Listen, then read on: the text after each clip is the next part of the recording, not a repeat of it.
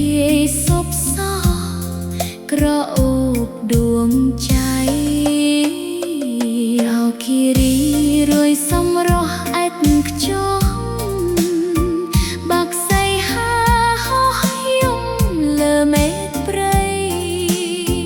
ព្រឹកគីមរឹកគៀត្រេកអស់ហារឹតេស្វាគោនឹងភ្ញៀវថ្មីមកកំសាន្តភ្នំអោគិរី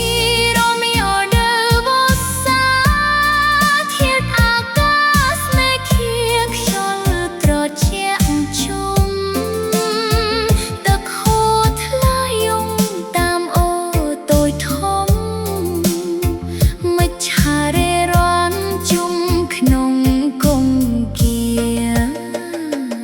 អោគិរីរួយសុំខ្ទៃអង្គវ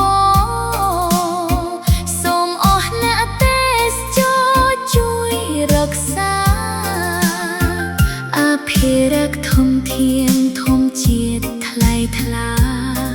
ឲ្យស្ថិតស្ថេរការជានិ